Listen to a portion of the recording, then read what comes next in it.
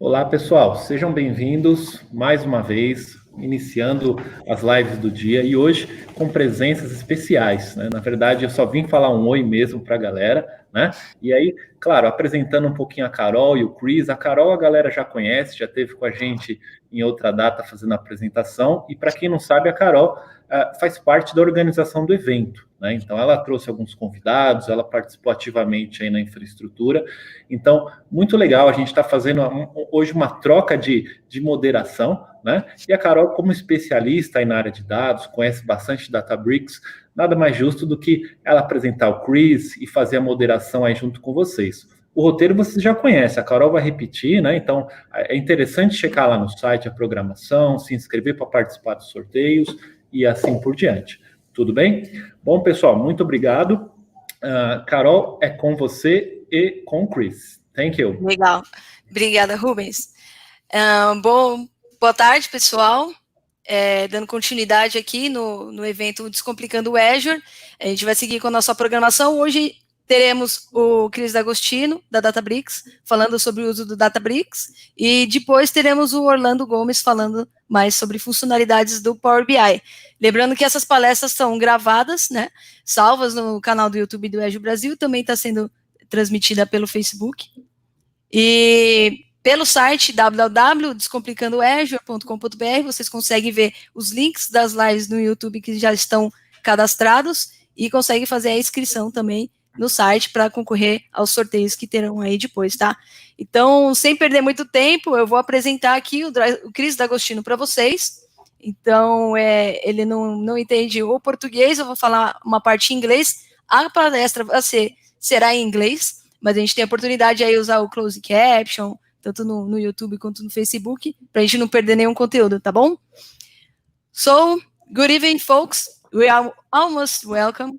Continue the event Uncomplicating Azure and following with our schedule. We will have today Chris D'Agostino and Orlando Gomes later. Remember that all lectures are recorded and saved on Azure Brazil channel on YouTube. So now, without wasting any more time, stay with our dear Chris D'Agostino of Databricks. You're very welcome, Chris. Thank you for your time. Well, it's up to you now. Thanks, Carol. Thank you. Hi, everyone, and good evening in Brazil. I'm going to switch over. I'm going to do a combination of things today. I'm going to walk you through a presentation, and then I will also do a live demo. And so let me introduce myself. I'm Chris D'Agostino. I'm the Global Principal Technologist at Databricks. My LinkedIn profile is listed down here, and I appreciate you taking the time to listen to the presentation today.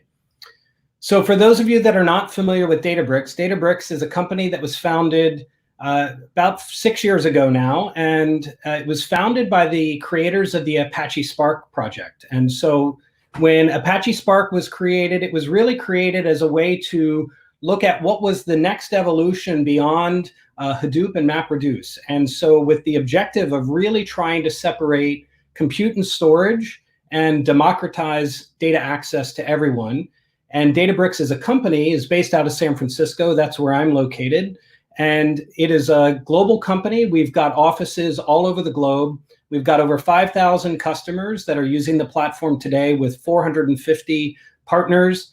And we have originally were known kind of as the Apache Spark company.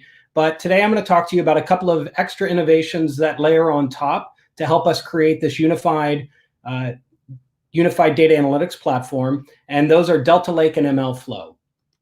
But just a quick note, we have a free summit coming up next week that is a virtual summit, and there are some details here, but if you go to databricks.com, you'll be able to see information about the summit. It's free of charge, and it goes through lots of material around distributed computing and the Databricks platform and things that are coming down the pike for the Apache Spark project, MLflow, and Delta Lake.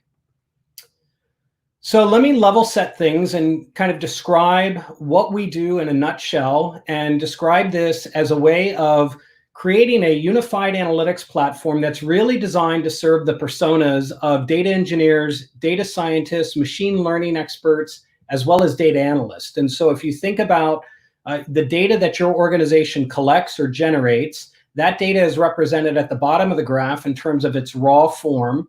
And oftentimes we're seeing customers store that data in a cloud-based data lake. And you'll see there, we at that first layer with AWS and Azure, of course, we have a first-party service on Azure. So you can find Azure Databricks just as you would find any of the other Microsoft services. And we are the analytics platform for that environment. And we leverage the blob storage and add on a series of capabilities at the data service layer to include a fully managed Spark environment, as well as the Delta Lake capabilities. And then above that abstraction, we provide access to that data through a series of tools, one of which is the collaboration notebooks that I'll demonstrate at the end of this talk, and then some additional capabilities integrating machine learning using MLflow and leveraging very popular machine learning libraries like PyTorch and TensorFlow. In addition, for the data analysts, we want to be able to provide you the capability to do many of your BI workloads using some of the tools that you're familiar with by accessing that data that's been stored in the data lake and then refined and provided through additional unified data services such as Delta Lake. So we'll talk about that as well. So Azure Databricks, again, if you're not familiar with it, it's a first-party service. It's natively integrated into Azure, and here's where it fits in that overall stack. I won't walk you through the details of this slide because I really want to get into the services that the Databricks platform offers. But first, let me talk to you a little bit about how we built the product and our deployment of this product into many different industries and many different companies, and being able to take lessons learned, understand what those customers are trying to do with their data, what are the pain points, and then take that feedback and incorporate it into the product to make democratization of data much easier.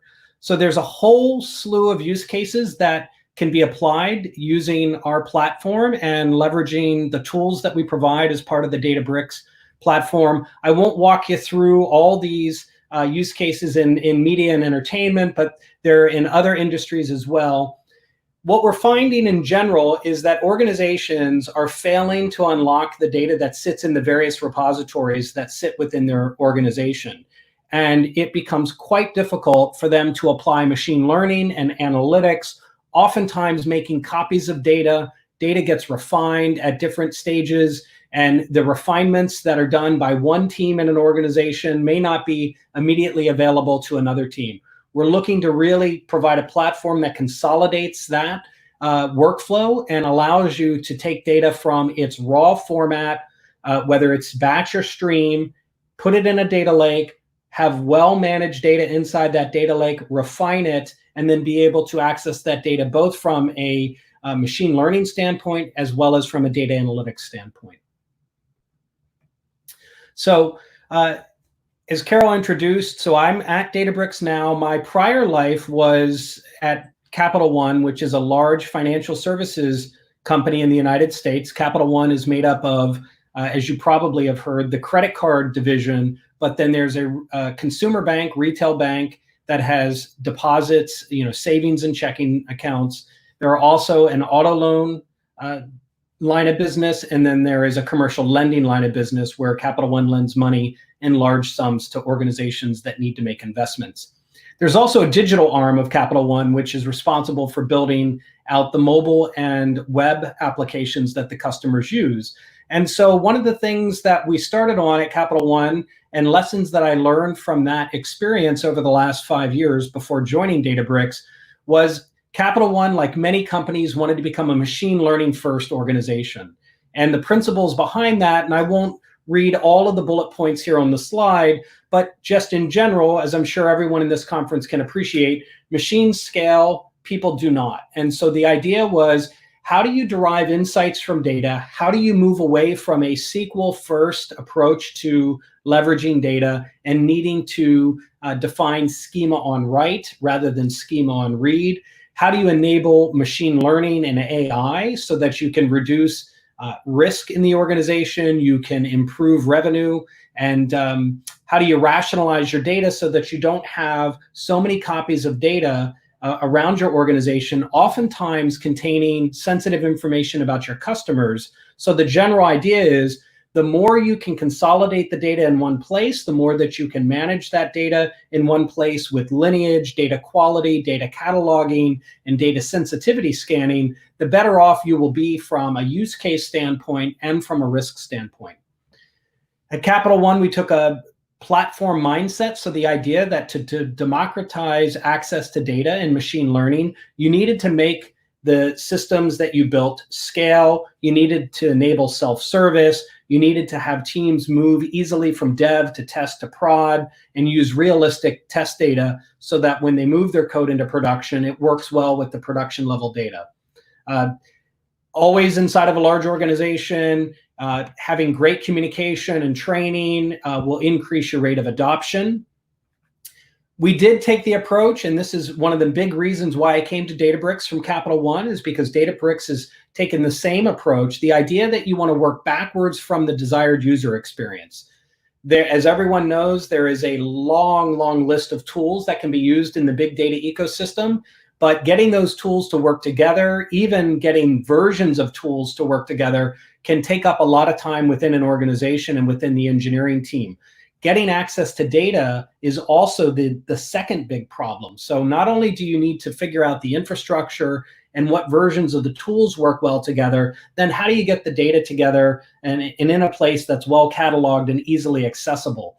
So we took an approach that said, let's take a step back. Let's look at all the different personas that need to access this data. Let's look at the permissions that are needed for the data sets so that when you log into the system, rather than continuously asking for permission to data, we would allow you and grant you access immediately based on your role within the organization. And then we wanted to make sure that the data was in one place and accessible via open formats. And so there are some companies that have, and Capital One had a long legacy of using on-prem, large-scale enterprise data warehouse systems, or they moved to the Hadoop environment where you didn't get that clean separation of compute and storage. We wanted to make sure that we avoided all of those problems, and we wanted to land all the data in a single enterprise data lake and make sure that the data going in was as clean as possible so that the data coming out was as valuable as possible. We wanted to avoid vendor lock-in, and one of the reasons for joining Databricks for a personal reason is that our software is built off of open source projects. So the majority of the things that you do with the Databricks platform, you can do and leverage inside of open source and wouldn't have to pay any license fees. Our goal as a company is to make the use of these open source projects and other projects outside of the ecosystem that we control as easy as possible, do the integration, do the documentation, provide the training so that you are getting insight out of your data as quickly as possible, and the license fee is more than recouped through increased revenue or reduced risk. But for a data lake to be successful, you need to land all the data in that environment. You need to make sure that the format is open and not proprietary. You need to be careful about sensitive data and make sure that you tokenize that data and anonymize it so that you don't have customer information in there that could be leaked out. You want to make sure that you're separating compute and storage. And so really that data lake should be thought of as trying to provide the highest quality information to the use cases within the organization.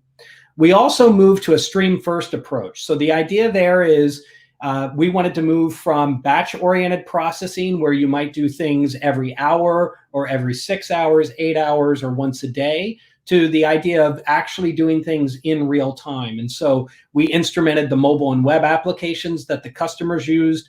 We understood immediately how the customers were interacting with our financial products, and we would stream those events in real time. Those events would get consumed into Spark clusters running Databricks. They'd get deposited into data lakes so that we could do some additional training on machine learning models. And then the final thing is this idea that data movement costs money. So we strive for having a single copy of the data.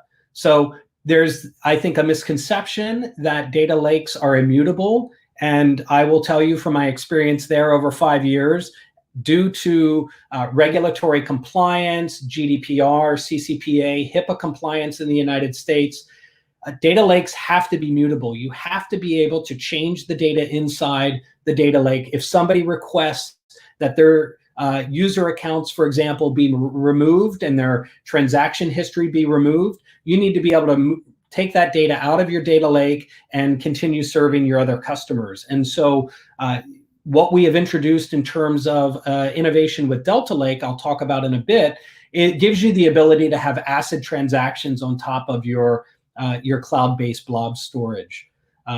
The other issue is anytime you make a copy of a piece of data, you need to be sure that that data, you understand the lineage. You need to also be sure that if that copy of data contains sensitive customer information, then you've got to be able to make sure you've got protections in whatever sort destination system that data gets copied to.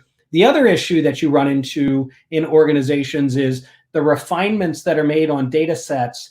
If you're not encapsulating those inside of a single data lake with a well-managed environment, any refinements that are made might be localized to a given team or a given line of business, and you lose out on that intellectual approach, that intellectual property that you've created for refining the data. So you want to be able to create repeatable, well-managed ETL and ELT processes. So those were the key challenges, and sort of those were the big objectives for Capital One. And as I said, I joined Databricks back in January, and I want to talk a little bit about the key challenges that we've seen across lots of different customers. So I've touched on many of these already, and these four challenges are pretty consistent across the customers. So one, data is messy, it's siloed, it's slow. Machine learning is really hard. You need to get the data in the hands of the machine learning experts. There's often a bit of a wall and between the data engineering community within the IT shop and the data scientist community that oftentimes sits within the line of business. Business intelligence is often limited to a fraction of the data.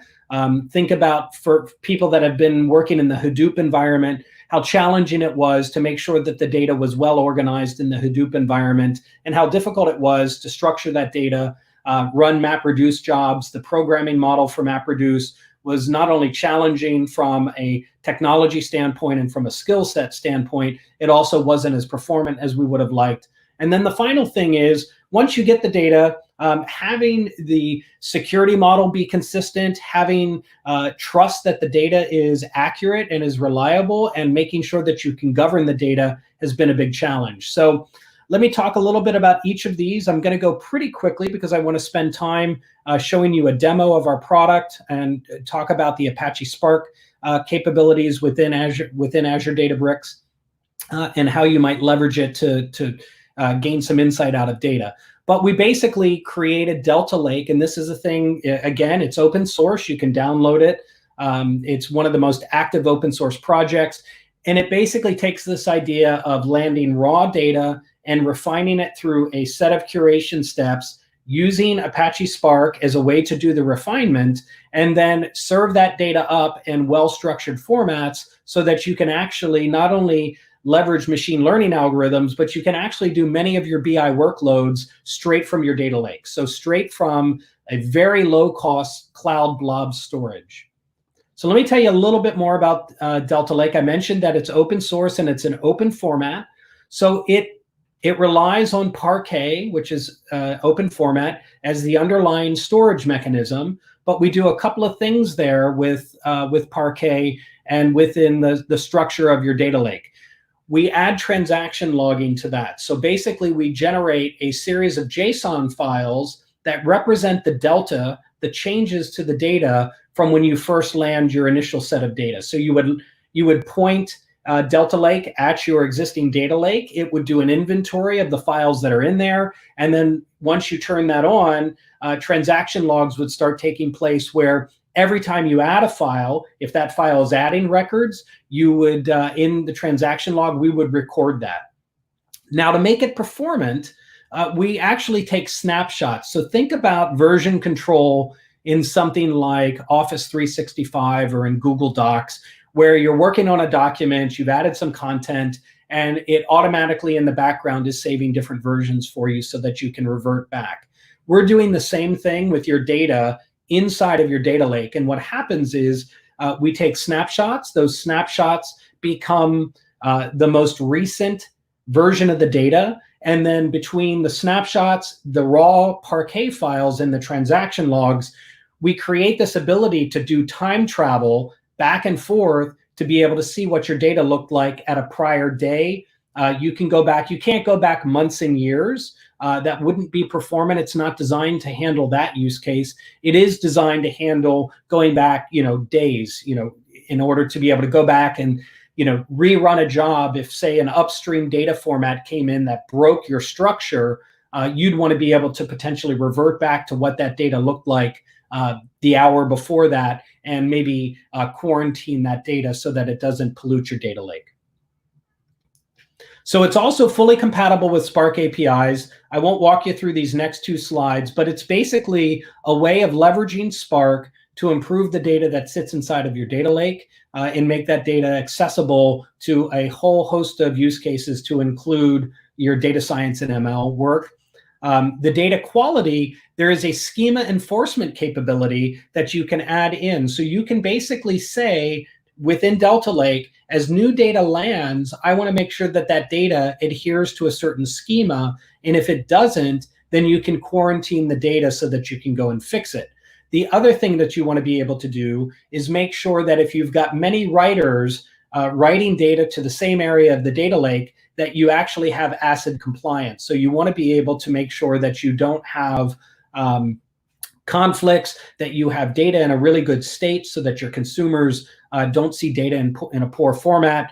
And we do optimistic locking for there. And then the final thing is, with data lakes, one of the challenges you have with writing lots and lots of data is oftentimes that data is in a very small file format.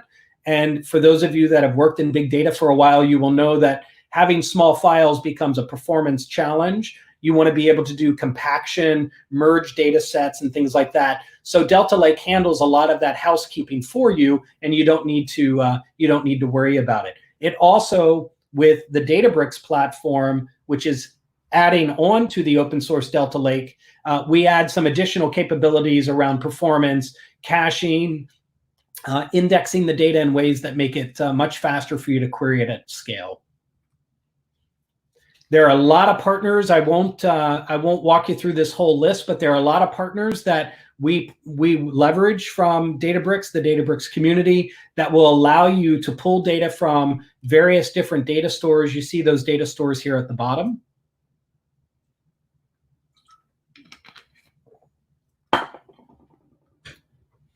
And then a very quick feature comparison between what you get out of the open source offering for Delta Lake and what you get when you leverage Delta Lake through a managed software service from Databricks. And you'll see the key differences are really just down at the bottom, where you're looking at different ways of improving not only the caching capability, the reading and writing from the cloud storage, as well as how you can join data sets from across tables inside of Delta Lake.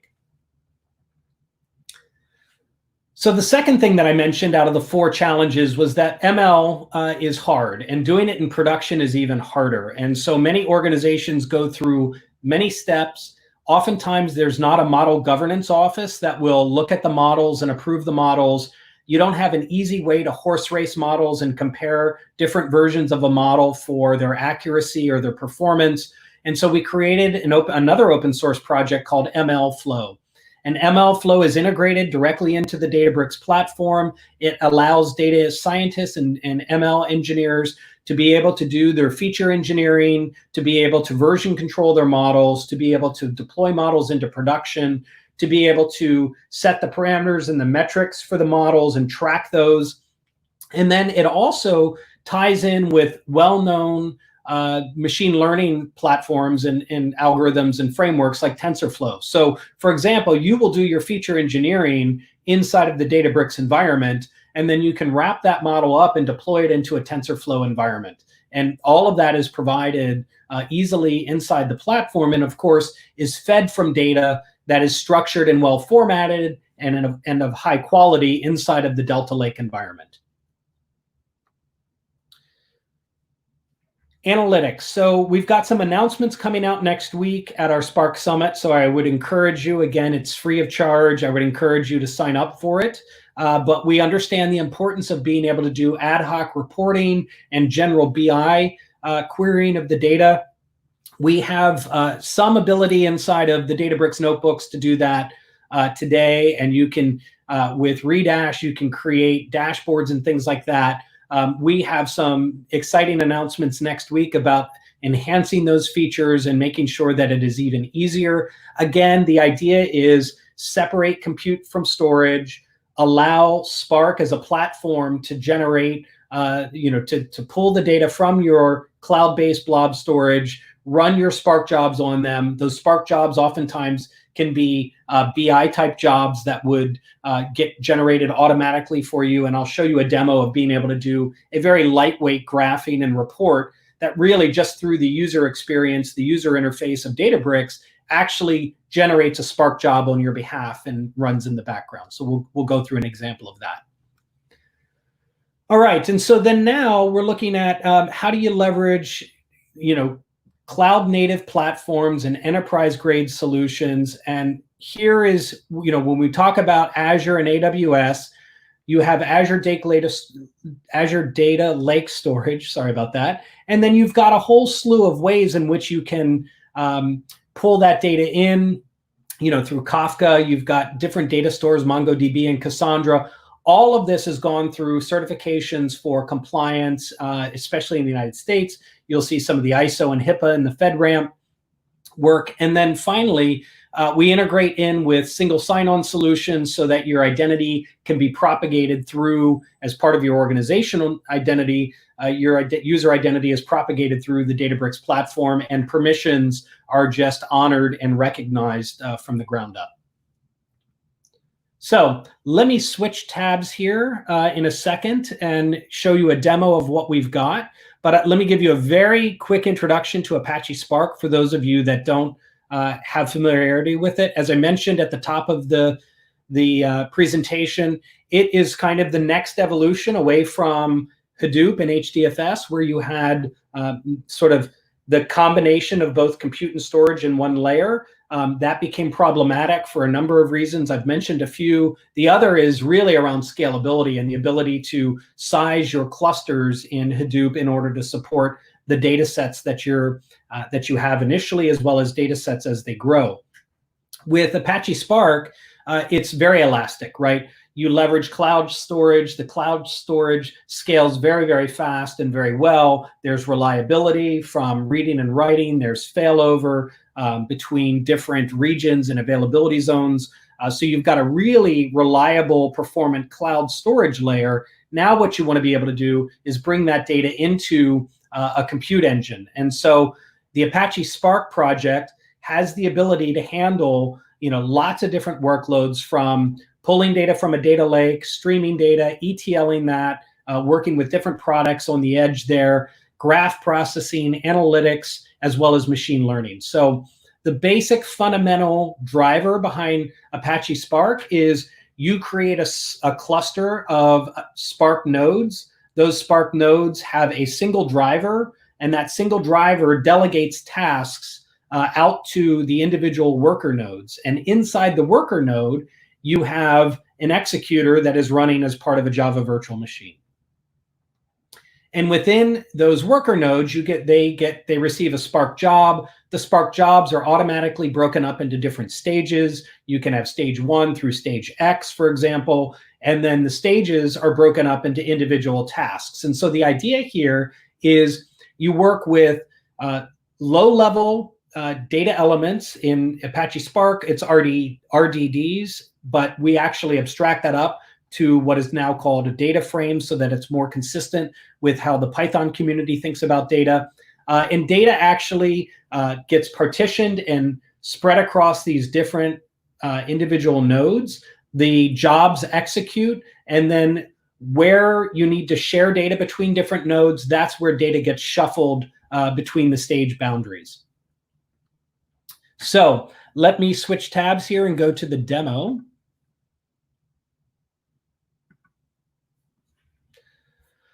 So what I've got here is I've got, as you can see on the screen, I've got Microsoft Azure Databricks running. I have a cluster here that has been created for me. That's just a demo cluster that I created. Along here, you've got different capabilities within the platform. And then I'm going to walk you through, and this notebook is actually publicly available through GitHub. And we have a community edition of Databricks that you can use, and you can try this notebook out. What I'm going to show you here today is working with some different data as a result of the COVID-19 pandemic. The New York Times has been publishing data sets on a daily basis that show us the number of cases in the United States and the number of deaths that have resulted from those cases. And so the data sets that I'm working with here are obviously quite relevant. And I'll walk you through this notebook and step you through how the Databricks solution works. Let me just take a quick drink of water.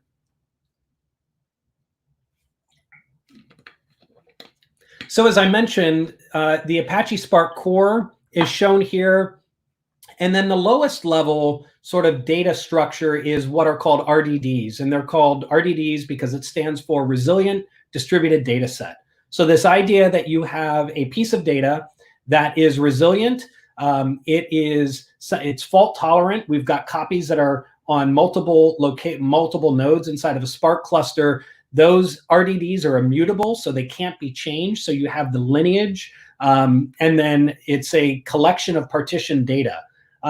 What we found was it was challenging as a programming model to work directly with RDDs. So we actually elevated that up and created this concept of data frames. And data frames is what the Python community would be most familiar with. But let me go ahead so this is just a general notebook, and I will bounce back and forth between increasing the font size and reducing it back to normal size here. But within each cell, you can run different commands. And here I'm running an fs command to get to the file system. And when I run this command, you will see it execute. It's going to show me the list of files that exist in this virtual file system. This virtual file system in this case is, of course, backed by Azure data storage. And you can see this list of files here. If I zoom in here a little bit, you can see the command here. So you can basically mix file system level commands. You can mix Python, Scala, Java, SQL. It doesn't matter what programming language. So different personas can all operate within the same notebook.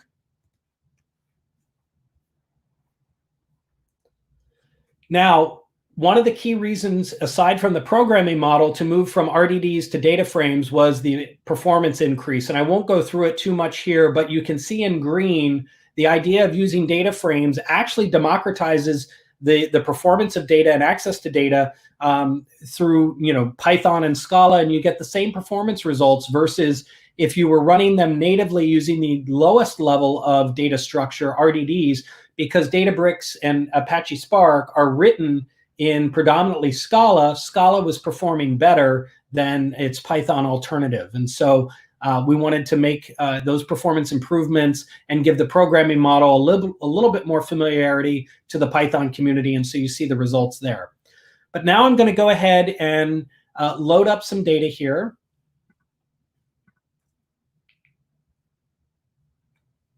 And this is a live demo, so we'll hope that this all runs.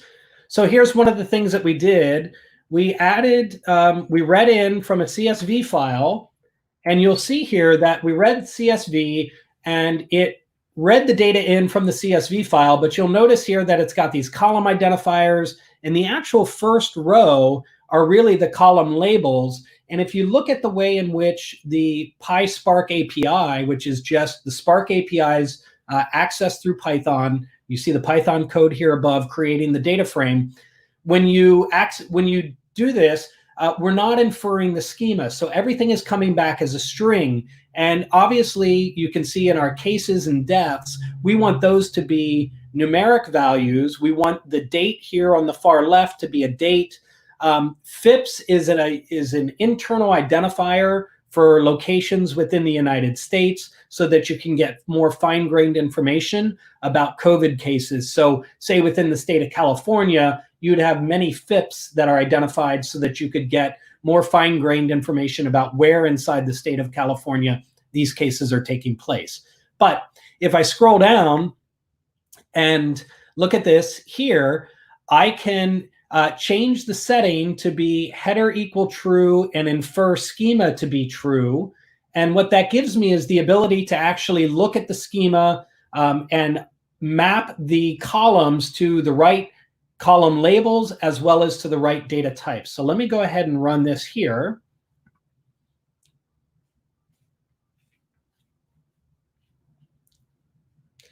And see, now you're seeing that we've actually inferred that the first column is a date. We're actually showing this here across the top, that you're seeing the data in the right format, and we've assigned the appropriate data types to the cases and deaths column. So now we can start doing some actual computations.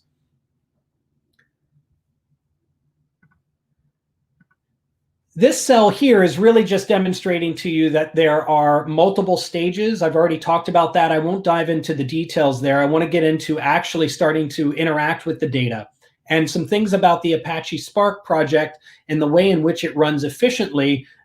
We're always trying to minimize your compute costs. And so the idea is, if you want you're reading data in, we've read this data in from the file system, which came off of blob storage. We've got the data in memory. Let me just take a look here. There's, just to give you a sense here, there are 212,000 rows in this data set. So it's not a tiny data set, but it's also not a huge data set. We're actually just trying to do some demonstrating of how you can manipulate the data. But what I want to show you here in this cell is this idea that you're actually taking the data frame, you're applying a sort filter to it. You're doing a descending sort, so you want to get the most recent data first, and then you're filtering the data by county. And so you're looking for the COVID cases that exist inside of the county of Los Angeles. So let me go ahead and run this data cell, and you're going to see that there's actually no output. And the reason why there's no output is because you haven't taken any action on the data yet. So the idea is you're loading a lot of data into memory. You're manipulating that data through a series of transformations. However, those things are actually being done in a lazy fashion. The only way you will actually get the functions to run, that sort and that filter to run, is if you then take an action. So let me take an action here and go ahead here.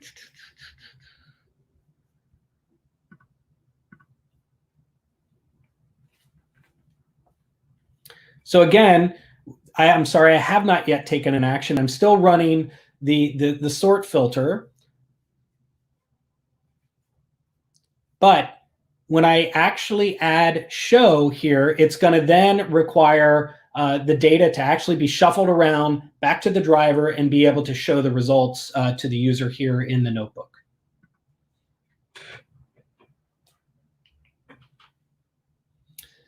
So now you can see this. These are the results for all of Los Angeles County. You're seeing the most recent results be June 6th of this year, where you have 62,338 cases and unfortunately 2,620 deaths that were reported. So let's go ahead and talk about how you might leverage this data using SQL. So this data that's been manipulated is being manipulated using the PySpark APIs. If you want to be able to manipulate the data and query that data using standard SQL syntax, you need to be able to take these data frames that were created and register them as temporary tables. And that's actually just one line of code. So you take the data frame and you say create or replace temp view, and you give the table a name. So we're giving it the name of COVID. And so that took a very short period of time to run. And let me go ahead and run this next cell, which is just a select star. So select all the columns from the table named COVID.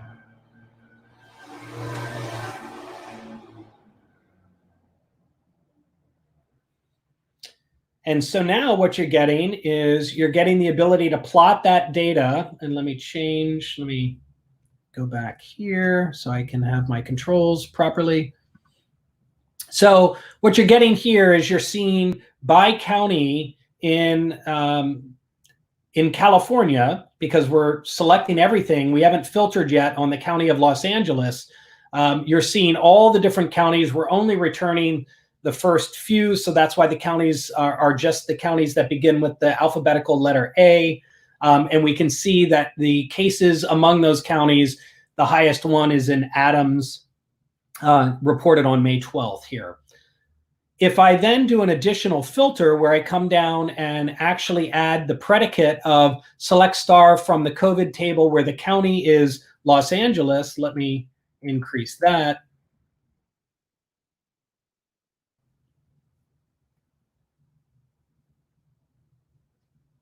What this is doing is generating a Spark job on your behalf behind the scenes, and we're getting the number of cases and the number of deaths. You'll see here, just double check here and make sure our plot options are correct. Let me add in deaths here, unfortunately.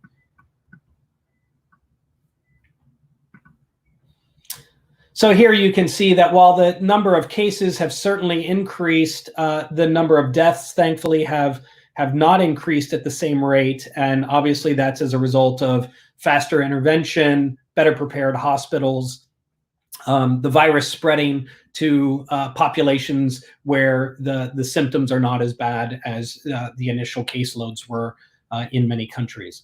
So I won't run through because we're kind of getting to a point where we want to maybe stop and take some questions, but this notebook is freely available. There's some additional functions that you can do that are shown in the notebook down below, but this gives you a sense of what the interface looks like and what types of functions you can do within the Apache Spark environment. And behind the scenes, the Databricks platform is managing all the resources, interfacing with the cloud blob storage. So really trying to remove a lot of the infrastructure work that your teams would normally have to spend time doing, whether you're working with open source projects yourself and trying to stitch them together, or even in many cases, the native cloud services and trying to work with how you get those cloud services to operate more efficiently together. So with that, Carol, I will switch back to the slides or back to the StreamYard view.